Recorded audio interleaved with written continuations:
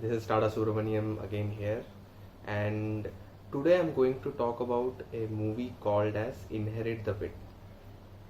So I will share about what is the movie plot, when it got released, who were the actors, and so forth, and what is the main theme of the movie and what it tried to describe. So I will divide this into following segments. First of all, what is the movie is about, the main plot.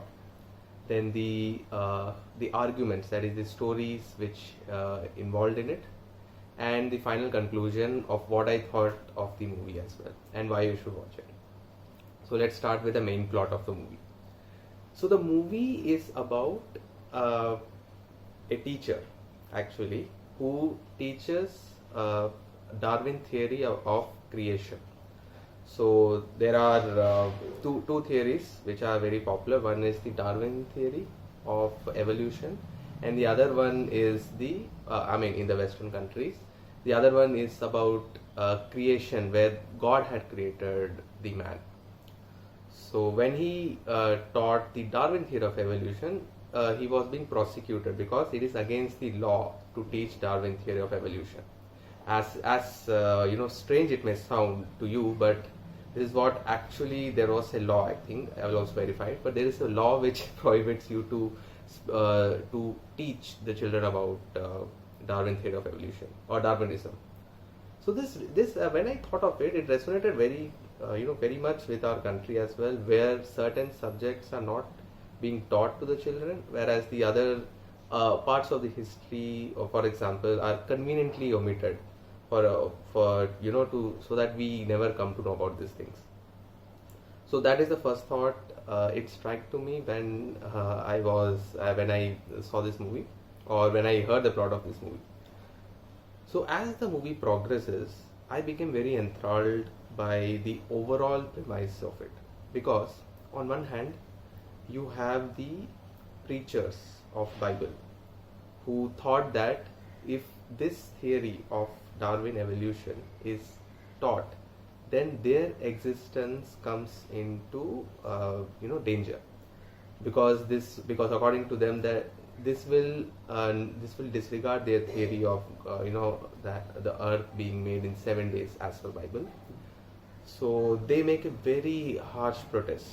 So this happens in a remote place of Nebraska, and the court proceedings happens. So if you see, as the movie progresses, this is what happens. So religion as a tool, or religion as a matter of faith, is very good, but religion when taken to a very extreme form can make someone very narrow-minded and not open to a lot of discoveries that human mankind has achieved.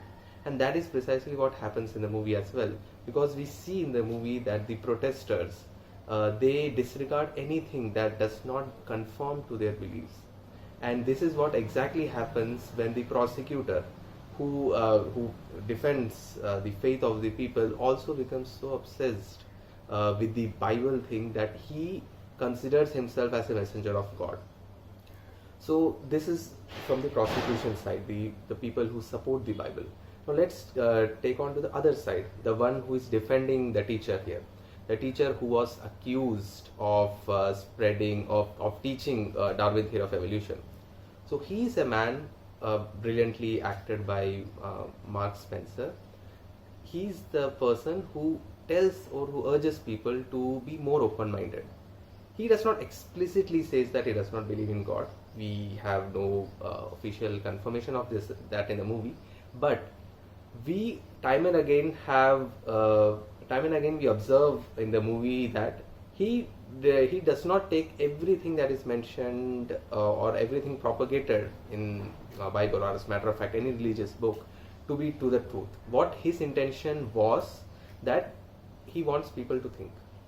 He does not want people to accept the facts just because someone else has told him, someone from his grandfather, someone's father, or any of the persons who have told a person or a group of people from generation to generation. He wants them to question those things. He does not want them to accept just as a fact. He wants them to think scientifically.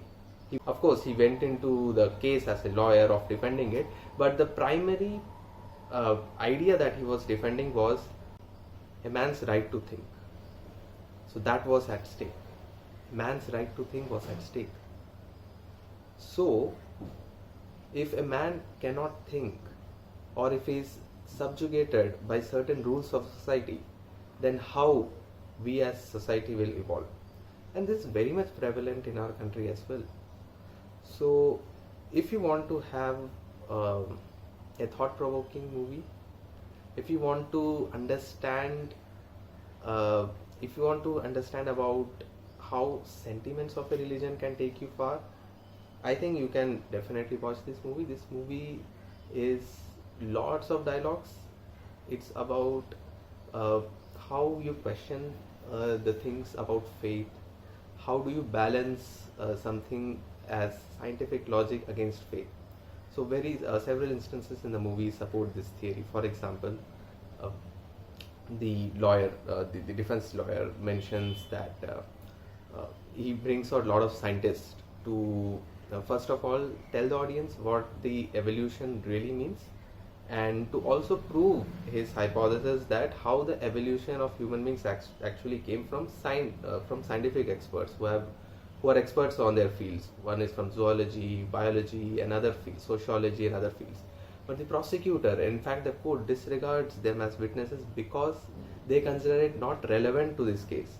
Now, this was absurd because this case is about challenging the evolution, and then they disregard this because the law prohibits them to speak about evolution. So, if the law prohibits them, these people, the scientists, are also considered irrelevant, or in the movie it was mentioned as agnostic. So that really showed how people are ignorant about evidence from experts, or even not even evidence, but about the opinions about others. So if you live in ignorance, you tend to disregard anything that does not conform to your beliefs, and you become more and more aggressive. So in the movie also, it brilliantly Mark Spencer brilliantly says in a very big monologue that today we have banned the Darwin's theory of evolution.